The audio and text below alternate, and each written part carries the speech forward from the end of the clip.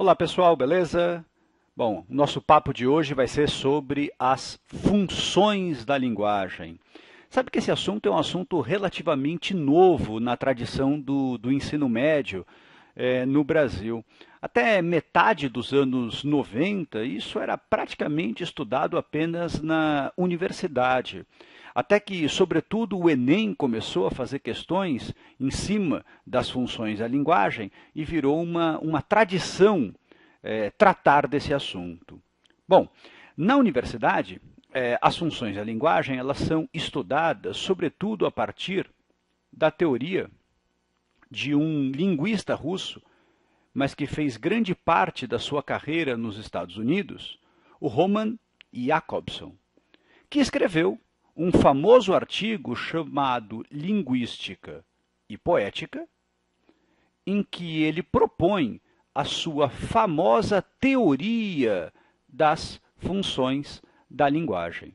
Eu vou tentar traduzir aqui de maneira bem didática qual é a concepção do Jakobson que está presente nesse artigo.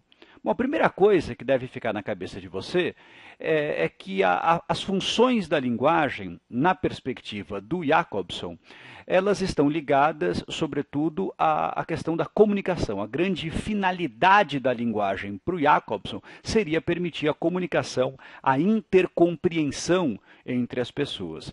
É por esse motivo que a gente tem que sempre retomar a noção dos elementos básicos de comunicação para que você entenda essa teoria das funções da linguagem. Bom, existem 6 elementos básicos da comunicação. Vamos lá? Todo o processo de comunicação se organiza em cima de um emissor, esse emissor produz uma mensagem, essa mensagem chega ao seu receptor, ao seu destinatário.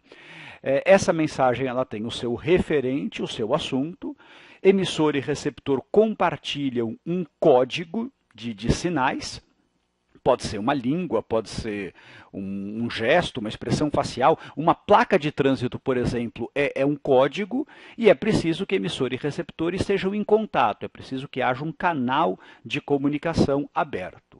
Pois bem, para cada um desses 6 elementos básicos da comunicação, existe uma função da linguagem. Portanto, o que eu queria que vocês entendessem é o seguinte: se existem 6 elementos básicos da comunicação, deve haver também 6 funções da linguagem. Vamos lá, vou tentar construir então com vocês esse raciocínio. Acompanhem comigo então. Quando eu tenho um texto, por exemplo, que valoriza a figura do emissor, o que a gente vai dizer? A gente vai dizer que esse texto é um texto de função emotiva, que também é chamado de função expressiva. Ora, quando o foco está no receptor, a gente vai dizer que esse texto é um texto de função conativa, que a gente chama também de função apelativa. Quando o texto valoriza o referente, a gente vai dizer que está diante de um caso de função referencial. Ela é chamada também de função informativa. A função que valoriza a mensagem, atenção, é a função poética.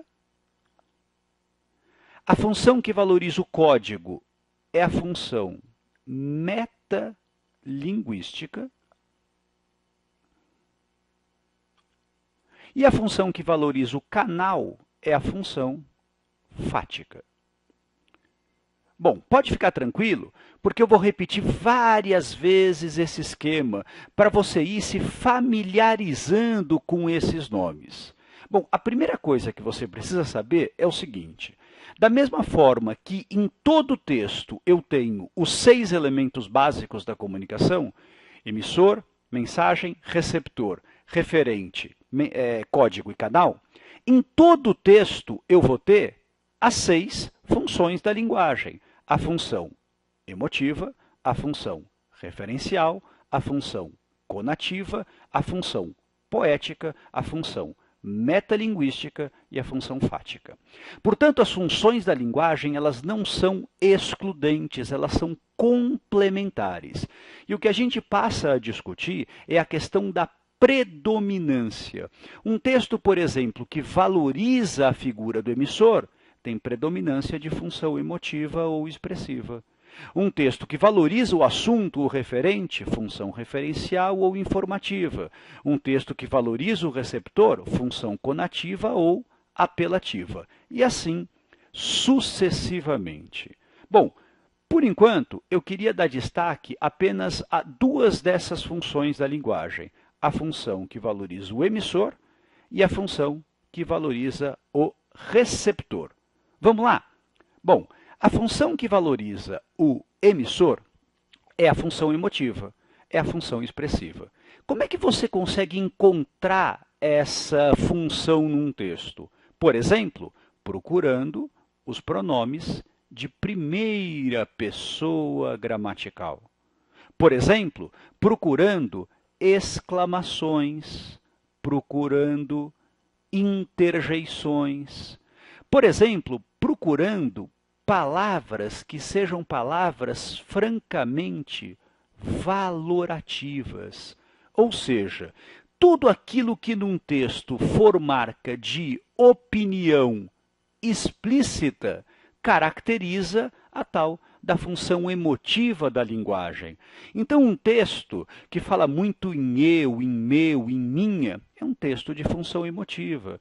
Um texto em que as palavras são muito valorativas, muito opinativas. Então, se eu digo que um homem é alto ou baixo, isso não parece ser tão valorativo. Mas se eu digo que ele é bom ou mal, isso é mais valorativo, isso é mais opinativo. Isso indica essa presença do emissor no texto. Então, sempre que você encontrar essas marcas de opinião, a gente diz que a função emotiva, que a função expressiva está em destaque.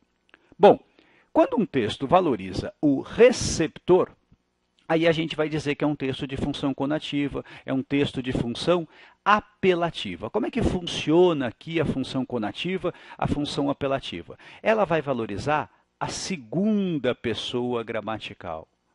Muitas vezes, ela vai valorizar os pronomes, atenção, de tratamento, como você. Ela vai valorizar vocativos, ela vai valorizar imperativos. No texto de função conativa, o mais importante não é quem fala, é quem ouve. Isso é muito comum naqueles textos que tentam convencer a gente de alguma coisa. Por exemplo, o texto publicitário. É tão comum você encontrar na publicidade, conheça, beba, experimente, faça isso, faça aquilo. Por quê? Porque o mais importante é buscar esse efeito direto de persuasão. Agora, o que é legal que você saiba também é que emissor e receptor de um texto estão sempre interligados. Por isso a gente vai dizer que ambas as funções produzem no texto um efeito que a gente pode chamar de efeito, atenção, de subjetividade.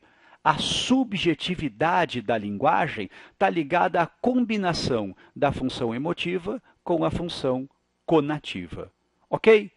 Temos um exercício para a gente fazer, baseado num fragmento aí das Memórias Póstumas de Brás Cubas.